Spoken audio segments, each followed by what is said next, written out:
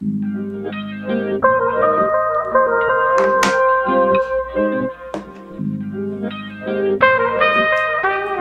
up guys, how you doing? Welcome to another video, and today we're talking once again about the DJI Osmo Action, and more importantly we're talking about how you can get the best from this camera. Now, as we know, rumours are continuing to circulate. Is the Osmo Action 2 just around the corner? You guys might know I did a video about like Osmo Action 2 versus Hero 9. That video was a little bit tongue-in-cheek. Half of you guys got it, half of you didn't seem to get the joke almost. Obviously, it was about comparing like what would we want the Osmo Action 2 to have for it to compete with the Hero 9. But loads of good discussion actually on that, loads of good points and ideas that people had. Go back and check that video out if you want to, where I kind of talked about what I would like to see in the Osmo Action 2. But for now, we've got the Osmo Action 1. Now, hopefully the 2 is not far away. A lot of you guys might know that the DJI Pocket 2 is now out.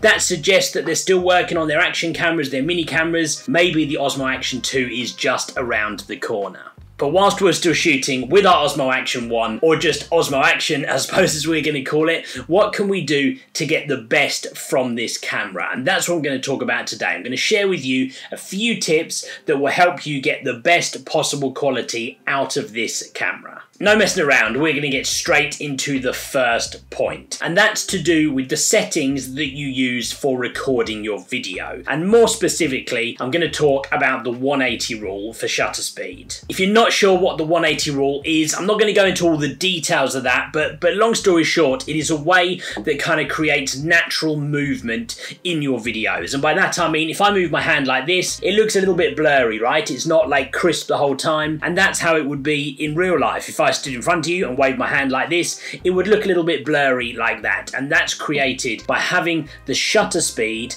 at exactly double our frame rate. When I say exactly, as near as you possibly can. So for example, right now, I'm shooting in 24 frames per second, so my shutter speed is set to 1/50th. You can't set it to 1/48th, so it's set to 1/50th. And that is the 180 shutter speed rule. So for example, if I was shooting at 60 frames per second, I would set my shutter speed to 1/20th of a second, and so on and so on. By doing that, you're going to get yourself the most natural motion, the most natural movement in your videos, and it's going to help you to achieve a better looking video quality without any kind of like sort of juttiness or jitters or kind of unnatural looking movement. And that for you is tip number 1, which rolls directly into tip number 2. Because I know some of you guys are going to be thinking, okay, fine, but what happens if I go outside on a sunny day and I set my shutter speed to 1/50th of a second, I can turn my ISO all the way down to ISO 100 and still my image is going to be blown out. It's going to be way too overexposed. So what can I do? I'm going to have to turn up my shutter speed. Well, actually, you might not have to. And so my second tip is to make sure you get yourself some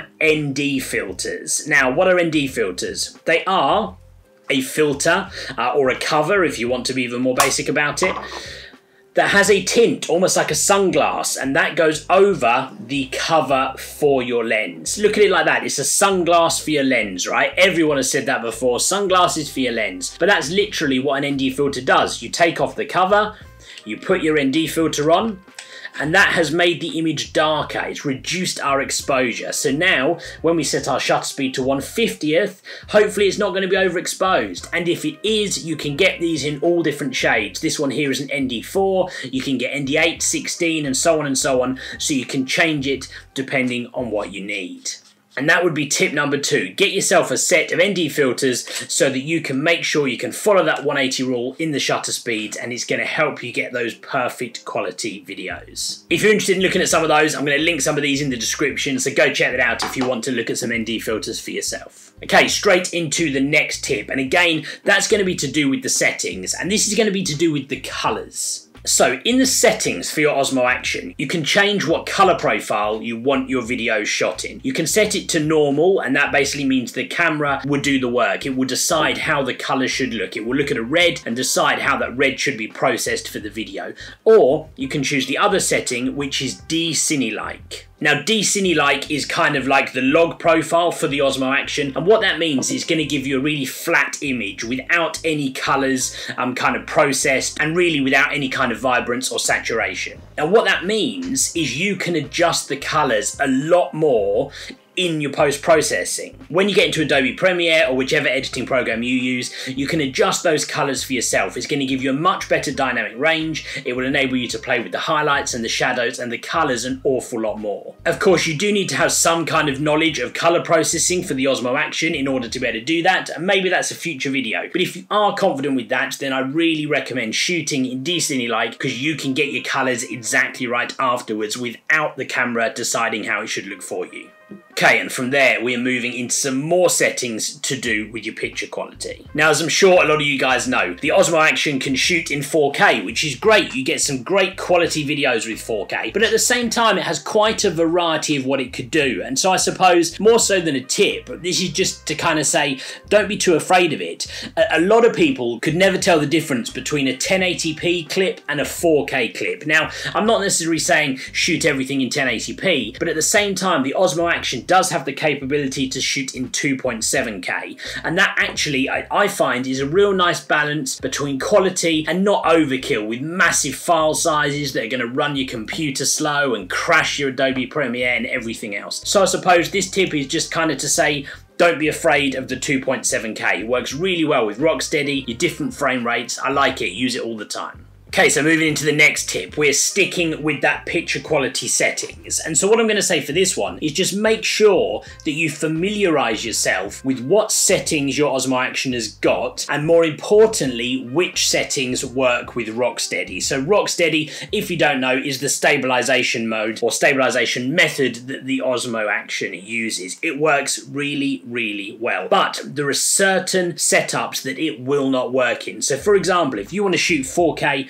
24 frames per second, great, the Rocksteady works fine. But if you wanted to shoot 4K with the 4:3 aspect ratio, 24 frames per second, the Rocksteady becomes unavailable and does not work. Jumping back to what I said before, if you did want that 4:3 ratio, it does work with 2.7K, so that's something to consider. But the same goes the other way. You might decide, you know what, I'm just going to shoot this quick little clip, not too fussed about the quality, so I'm just going to set it to 720p and crack on. But just remember, in 720p, in some of the frame rates, the camera will not operate in Rocksteady. So the tip is get familiar with your settings, learn when Rocksteady will work, when it won't, and that will help you get the most stable footage possible and improve the quality of your videos.